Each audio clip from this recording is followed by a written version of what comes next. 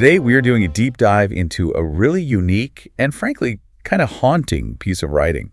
We're looking at Mahendra Shah's book, The Awakening, Securing the Living Earth. Specifically chapter 6. Right. The chapter carries the title, They Didn't Come from Cages or Towns. And what makes this text so compelling is the perspective shift. It's a narrative device, obviously animals speaking in a human language, but the content of what they're saying isn't fiction. No, not at all. It's a translation of ecological data into testimony. It's essentially a transcript of the wild speaking back. It really pulls you in from the first page. The setting is described as this massive gathering presided over by a figure named Dugu. And the attendees, they aren't the animals you see in the local zoo. Right. The text says they came from places without fences, places without names, without signs. Which is a crucial distinction. These are creatures that have never seen a shopping center, never heard a ringtone. They are the truly wild. Yeah. And yet the core message, the mission of this entire chapter, is to show that even in these remote places, they can feel the human world closing in. That's what we're going to unpack in this deep dive. We want to really get into these specific grievances. Because when a tiger or a whale takes the floor in this book, they aren't just roaring or splashing. They're making a very specific argument. Almost legalistic, right, about how humanity is encroaching on the very last bits of wild space. And it's not just a complaint about square footage. It's a complaint about dignity, about survival mechanics, and about the sheer confusion of navigating a world that has suddenly changed the rules of the game. So let's get right into the circle.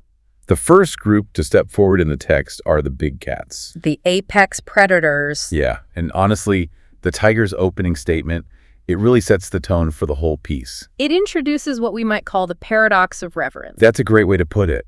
The tiger points out this massive irony. Humans are obsessed with tigers. Totally. We put them on our shirts, we name our sports teams after them, we build statues of them outside stadiums. We love the idea of the tiger. But the tiger says, you say we're endangered, yet you build roads through our home. Exactly. It's a devastating critique of human culture.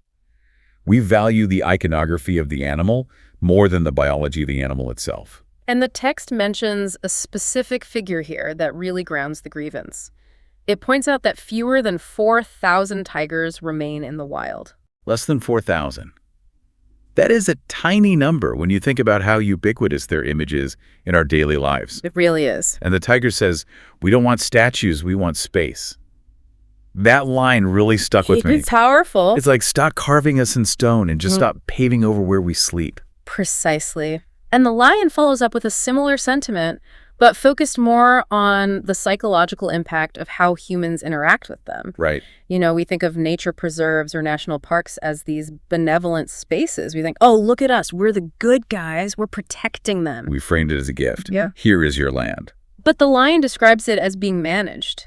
He talks about the unspoken rules of the wild. The old eat first, the weak are protected within the pride. That's their natural law. Yeah. But then humans bring in maps, fences, waivers, and timetables. The lion actually calls it a photo opportunity for humans, but for the pride, it feels like loss. That was fascinating to me, the idea that being tracked and collared isn't protection in their eyes, it's disrespect. It strips them of their dignity. The lion essentially says, we don't mind being seen, but we do mind being followed, stared at, named, tracked. It's the constant surveillance. Imagine if your entire life was a performance for tourists in a Jeep. The lion is saying, we aren't actors in your play. We are living beings trying to survive. And speaking of surveillance, the leopard jumps in right after with a very specific complaint about technology. The text refers to clicks from inside the trees. Camera traps. Exactly. And I think for a lot of us, we think of camera traps as harmless, sort of way to count the population, get some data. Right, non-invasive observation. But the leopard points out that humans set up all this tech cameras, sensors, and then label the animals as the threat. The leopard's argument is, wait a minute, we aren't the ones poisoning meat or digging for oil. It's a complete reversal of the narrative. We usually frame human-wildlife conflict as wild animals encroaching on human settlements. Like, oh, the leopard wandered into the village. Exactly. But the leopard flips the script. Humans are the ones clearing land, building homes, and digging for resources right in their breeding grounds. The actual threat is the one holding the camera. It's a really powerful opening. But then the mood shifts a bit as the elephants come forward. And if the cats were angry or defiant, the elephants feel almost heartbroken. Is that the right word? I think tragic is the right word. The section on the elephants is heavily focused on memory. You know the old saying, an elephant never forgets. Of course. Well, in this text, that memory is presented as a heavy burden. The elephant testifies, we remember everything. They remember rivers that are now roads. They remember forests that are now just dry patches of dirt. That's where the tragedy really lies. They're following these ancient maps in their heads, ancestral knowledge, essentially. All right. They go to where the water is supposed to be because their grandmother took them there decades ago, but now there's a fence. Yeah. Or a railway line. And that leads directly to what researchers call human-elephant conflict. The text is very clear on this. The elephants aren't trying to conquer territory. They're simply trying to pass. They just need to move. They are migratory animals. They have to move to survive. The text mentions some really gruesome details here to illustrate the cost of this blocked movement. It talks about calves falling into ditches, dug for heavy machines, mothers dying near fences. It's brutal. And it explicitly mentions that this is happening heavily in India and Africa, where hundreds are killed annually. And often in the name of protection, ironically enough. But think about the geometry of it for a second. An elephant herd needs to move from point A to point B to survive. A newly built highway now cuts straight through that line. Yeah. The elephant says, we step on crops and are labeled a threat, but they aren't eating the crops because they want to annoy the farmer. They're eating them because the forest that used to be there is gone. It's a caloric necessity. It's a clash of infrastructure versus instinct. Exactly. And the elephant's plea is so simple, let us walk. That's all. They just want the right-of-way on their own land. So we've heard from the hunters and the heavy movers, but then the perspective shifts upwards. The giraffe steps forward. The view from above. Right. The text uses the giraffe's height as a metaphor for foresight. Because she's so tall, she can see, and I quote, where the green ends and the bare earth begins. That's a chilling line. It suggests that the giraffe can see the deforestation happening in real time, way before the animals on the ground even realize it. She mentioned seeing straight lines of maize and concrete where there used to be varied trees. It's like watching a slow-moving tide of gray consuming the green. And there's that heartbreaking quote from her, "Grace cannot feed us." We look at giraffe and think, oh, how majestic, how beautiful. But beauty doesn't stop starvation if the acacia trees are all cut down. It echoes the tiger's point about the statues earlier. Aesthetic appreciation doesn't equal ecological survival. The giraffe notes that there used to be more trees than giraffes. Now the balance has tipped entirely. Then we get to the smaller grazers, the deer and the antelope. And this part felt like an action movie, but in the worst possible way. It's described as a deadly obstacle course just to get to the summit. It highlights the fragmentation of the landscape again. The antelope describes crossing 4 fences just to get to the meeting. 4 fences. 1 wire had to be cut, 1 trench jumped. They actually lost a member of the herd on the way. It emphasizes that for these animals, every single movement is a calculated risk now. And the roadkill reality. The deer talks about fast-moving things, which are obviously cars and trucks. They don't understand them. The quote is, "The road doesn't bend for us." That is a profound statement on how rigid human infrastructure is. Nature flows, it bends around obstacles, rivers meander, herds flank around hills, but concrete doesn't bend, it cuts straight through. It's unyielding. The antelope is pointing out that the landscape has become completely unyielding. And they also mention the invisible threats. Pollution.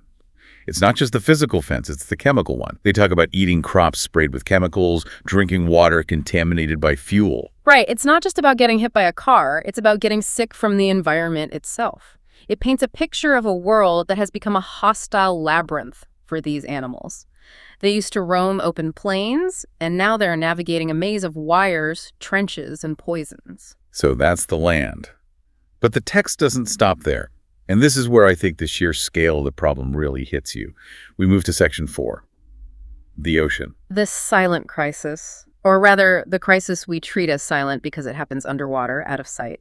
The text says the ocean used to be seen as far away and untouchable. Like, it's so incredibly big, humans couldn't possibly mess it up. But the testimony from the sea proves that entirely wrong. The shift in the deep refers to the warming waters. We aren't just talking about the surface anymore. The text mentions that warm water is reaching places that used to be ice cold, and it's altering breeding patterns. And that triggers the discussion on coral reefs.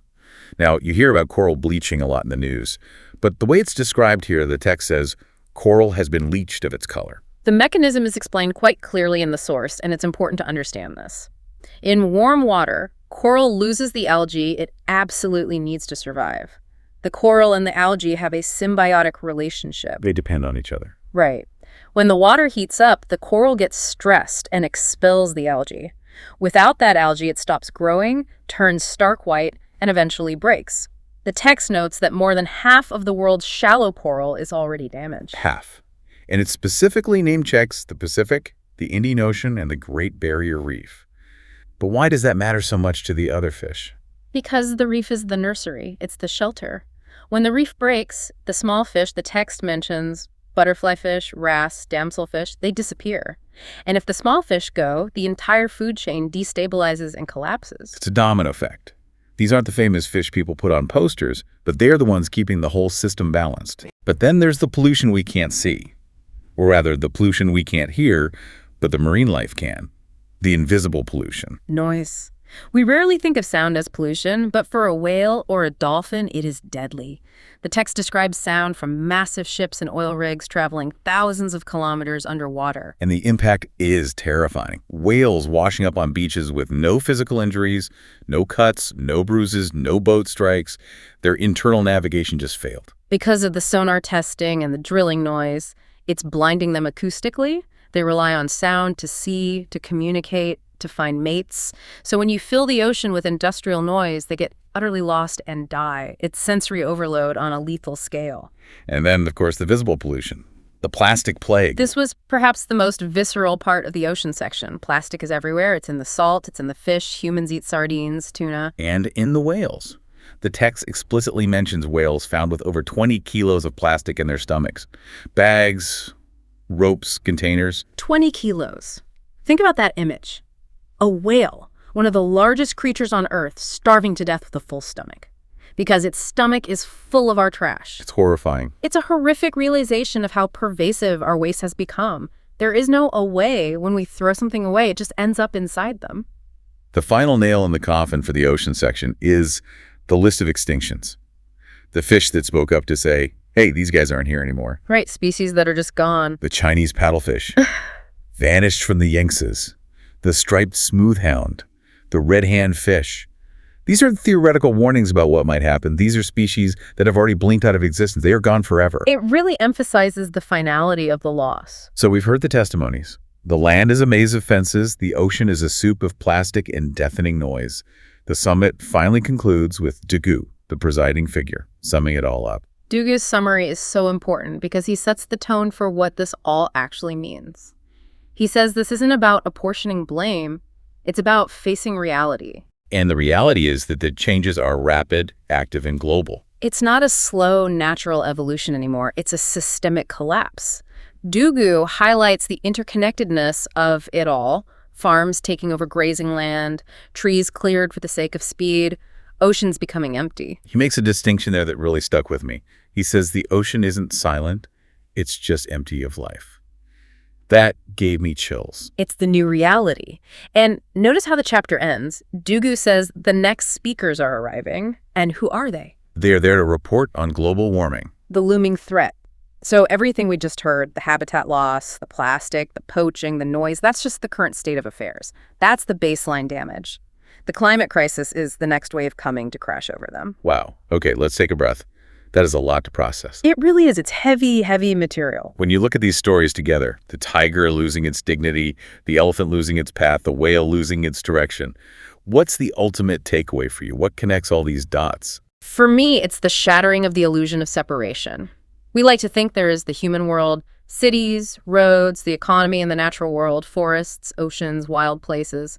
But this text shows clearly that the human world has completely overlaid the natural world. They are one and the same now. There is no away anymore. The plastic in your bin ends up in the whale. The road you drive on cuts the elephant's memory. It's the realization that our convenience, our fast delivery speeds, our vacations, our gym statues, is directly paid for by their space and their lives. Exactly. The animals in the text aren't asking for charity. They aren't asking for us to love them or revere them. They are simply asking for space. Which brings us to the big question. The tiger said, we don't want statues, we want space. The elephant said, let us walk. It sounds like a simple request. Leave us be. But is it? In a world of 8 billion people with expanding infrastructure, needing more food, more energy, is leaving them be even possible anymore? That is the incredibly uncomfortable question Mahendra Shah forces us to ask. If we can't actually leave them, because we are literally everywhere, does the definition of coexistence need a radical rewrite? Because right now, coexistence just looks like a very slow extinction. It forces you to think about what we're actually willing to give up. Not just what we're willing to protect on paper or donate to, but what we're actually willing to step back from. Exactly. Are we willing to bend the road? Are we willing to silence the ocean? It's something to really think about the next time you see a wildlife photo on your feed or drive down a highway cut straight through the woods. We'll be back next time with another deep dive. Until then, thanks for listening. Thanks for having me.